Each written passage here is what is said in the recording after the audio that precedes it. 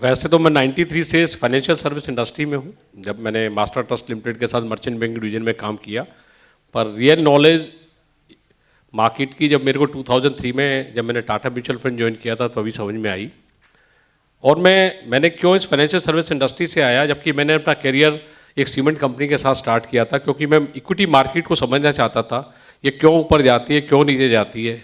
मैं एक middle class family से बिलोंग करता था और मेरे को एक ही बात समझ में आती थी कि अगर पैसा बनाना है तो ये यही जगह है, यहीं से बन सकता है। तो मेरे को और कहीं कैरियर नहीं बनाना है और इसी इंडस्ट्री में बनाना है। और मेरे को अपना कैरियर एक स्टॉक ब्रोकर के साथ स्टार्ट करना था।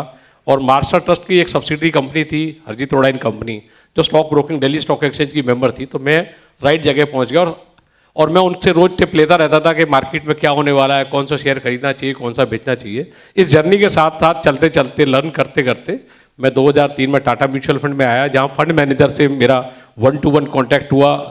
डीप अंडरस्टैंडिंग हुई फाइनेंशियल मार्केट्स की, कैसे वो फंडामेंटल एनालिसिस करते हैं। और उसी दौरान मेरे को टेस्ट डेवलप हुआ टेक्निकल एनालिसिस का। और फिर मैंने जैसे रत्नेश जी ने बताया 2007-8 में उन्होंने टेक्निकल एनालिसिस सीखी है, मैं भी उसी पीरियड में टेक्निकल एनालिसिस सीख रहा था। और उस दौरान मैंने बहुत सारे सेमिनार, बहुत सारे किताबें, और फाइनली मैंने पाया कि प्राइस एक्शन थ्योरी के अलावा एक इलियट वेव एनालिसिस, एक ऐसी एनालिसिस है टेक्निकल ब्रांच में जो आपको मार्केट को प्रेडिक्ट कर सकती है, जिससे आप मार्केट को प्रेडिक्ट कर सकते हो अगर आपने वेव थ्योरी सही आइडेंटिफाई कर ली है। तो मैंने इंडिया के जितने बेस्ट टेक्निकल एनालिस्ट है वेव थ्योरी पे, सबके साथ कोर्स किया, सबके साथ कांटेक्ट किया, और सबकी मैं आज भी रिपोर्ट सब्सक्राइब कर रहा हूँ।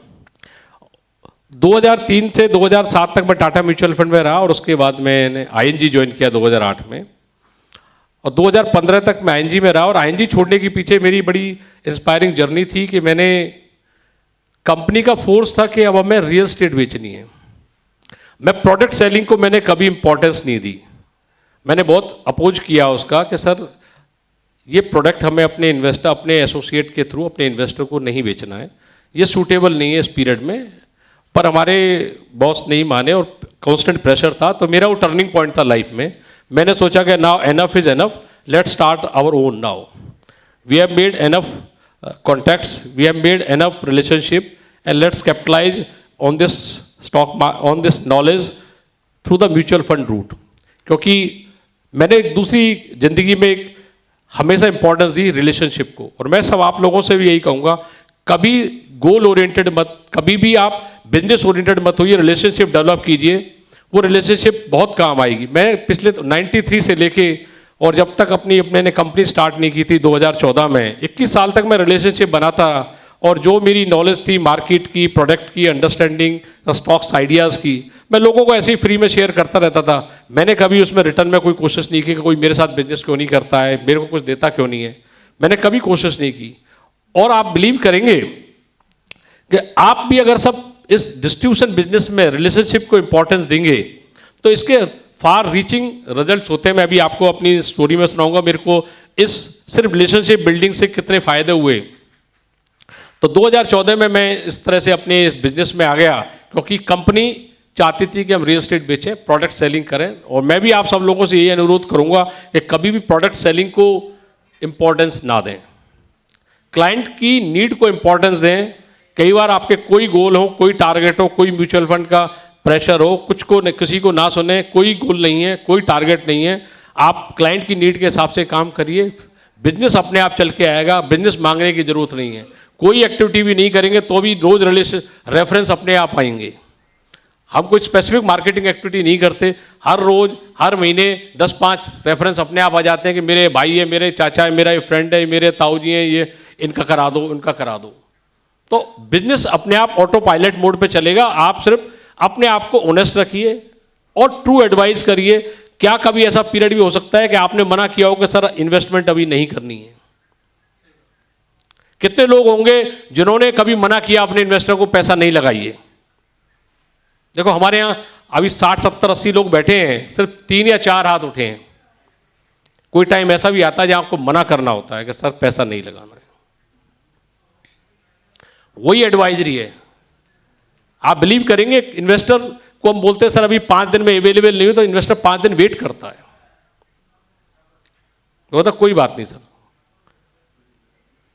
उसे ट्रस्ट देना है आपने कि आप उसके पैसे को अच्छी तरह से मैनेज करेंगे, और उसके साथ रिलेशनशिप ऐसी बिल्डअप करनी है कि उसको कॉन्फिडेंस और ट्रस्ट आ जाए। ये एक सबसे पहला काम होना चाहिए। हम एक गेट कीपर हैं, और गेट कीपर की तरह हमें काम करना है। कभी हमें एक प्रोडक्ट, जैसे मैं बहुत सारे अपने आईएफए फ्रेटर्निटी में फ्रेंड को देखता हूं, वो सिर्फ एक सिंगल प्रोडक्ट की बात करते हैं म्यूचुअल फंड, बाकी जगह की बात आती है तो वो कहते हैं मैं नहीं करता। जैसे हमने अभी अपने सक्सेसफुली, जैसे सर ने बोला कि स्टॉक ब्रोकिंग, ये भी हमारे फोर्टे पर हम कभी इन्वेस्टर को फोर्स नहीं करते कि हमारे साथ ब्रोकिंग करें। वो कहते हैं जहाँ कर रहा है करते रहे, जो स्टॉक आइडियाज़ हमारी टेक्निकल एनालिसिस में, हमारी फंडामेंटल एनालिसिस में आते हैं, हम फ्री में शेयर करते रहते हैं अपने इन्वेस्टर को, सिर्फ अपने इन्वेस्टर को, जैसे भी प्लेटफॉर्म परमिट नहीं करता। इसलिए मैंने भी अपने बेटे को एडवाइजरी लाइसेंस दिलाया हुआ है, तो अब आज हमें वो भी परमिशन मिली हुई है, हम शेयर कर सकते हैं। और हमने किसी को इंसिस्ट नहीं करते कि जी स्टॉक ब्रोकिंग कहाँ करते हो। उसके बड़े फायदे हैं, हम फ्री में शेयर करते हैं, उसे नॉलेज पता चलता है, वो अपने आप चल के शर्मा के फोन करता है, सर कुछ म्यूचुअल फंड दिला दीजिए। उसे लगता है मैंने इनके साथ कुछ करा ही नहीं, वो अपने आप चल के बोलता है, और नहीं तो 2 रेफरेंस देता है कि सर इनका करा दीजिए। इसी कड़ी में हमने होम लोन को अपने आप डाइवर्सिफाई किया। आज हम 25 बैंकों और एनबीएफसी के साथ डायरेक्ट डीएस से हैं और अच्छा बिजनेस कर रहे हैं। तो होम लोन की नीड भी हम अपनी क्लाइंट की वही पूरी करते हैं, उसकी अलग टीम है। तो हम एज ए एडवाइजर कभी भी हमें ये नहीं सोचना चाहिए मैं एक सिंगल प्रोडक्ट ही करता हूं और उसके अलावा बाकी जगह अपनी एक्सपर्टीज नहीं है तो कहीं एग्रीगेटर के साथ अटैच हो जाइए। बहुत एग्रीगेटर है, कहीं भी बैठ के हो, पर अपने इन्वेस्टर को मना मत करिए, क्योंकि वो चाहता है कि सिंगल पॉइंट पे मेरे को सारी नीड पूरी हो जाए। और सिंगल पॉइंट पे नीड पूरी जब ही होंगी जब आप उनको अटेंड करना चाहेंगे। आप अपने आप करिए, किसी के थ्रू एसोसिएट होकर करिए, और नॉलेज को रेगुलरली अपडेट करिए। मार्केट आउटलुक को समझिए, उसके अकॉर्डिंगली इन्वेस्टर को कब एग्रेसिव होना है इक्विटी एलोकेशन में। 2 फाइनेंशियल गोल्स सबके हैं, पर कितने लोग गोल से स्टिक करते हैं, कितने फाइनेंशियल प्लानिंग से स्टिक करते हैं। अभी इंडिया में सब आज की डेट में हर एक को इंट्राडे चाहिए। मार्केट भाग रही है, हर एक आदमी इंट्राडे करना चाहता है, हर एक आदमी को शॉर्ट टर्म पैसा बनाना है, वहाँ अपने कंट्रोल करना है उस इन्वेस्टर को डांट के। और जब कब एग्रेसिव होना है, कब कंजर्वेटिव होना है, तो ये सब आप नॉलेज को रेगुलरली अपडेट करिए और रिलेशनशिप बिल्डअप में फोकस करिए। मैं एक छोटी सी स्टोरी इसके थ्रू बताना चाहता हूँ कि और हमें हमेशा बहुत बड़ा सोचना है, थिंक बिग।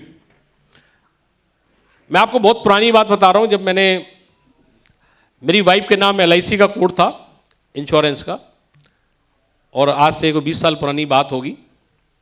मैं एक किसी क्लाइंट के रेफरेंस के पास एक इंश्योरेंस की पॉलिसी बेचने के लिए गया हुआ था, और एक जीवन श्री पॉलिसी काफ़ी लोगों ने सुनी होगी, वो चल रही थी, बंद हो रही थी LIC में।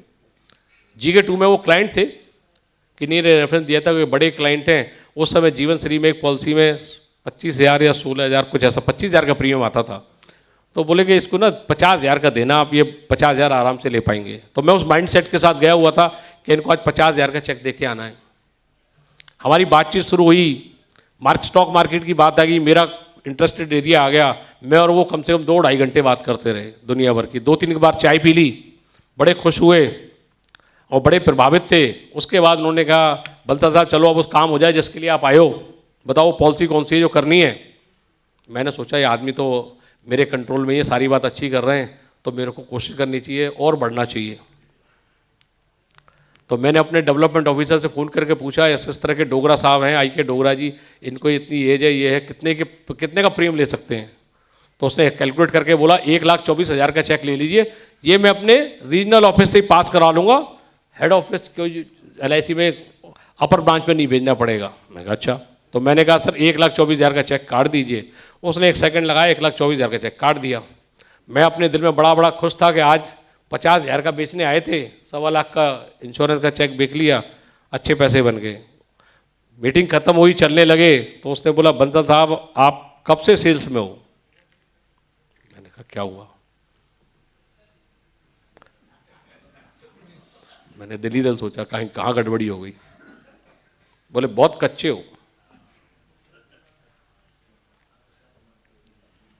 बोले आप समझते ही नहीं हो, आपको दिल्ली की नॉलेज नहीं है इसका मतलब। क्या हुआ। बोले GK2 में IK डोगरा के पास बैठे हो, 2.5 घंटा उसने आपके साथ लगा दिया। आज तो मैं आपसे इतना प्रभावित था, आपने चेक ही नहीं मांगा। मैं तो डर रहा था 10 लाख का चेक मांगा तो मना कैसे करूंगा।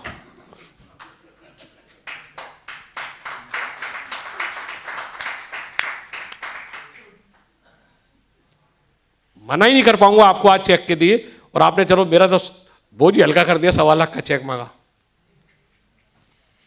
तो इसी तरह से ना हम अपने इन्वेस्टर के बारे में बहुत छोटा सोचते हैं कई बार, क्योंकि हम एक सोच ही नहीं पाते कि क्या हमें कहां से स्टार्ट करना चाहिए।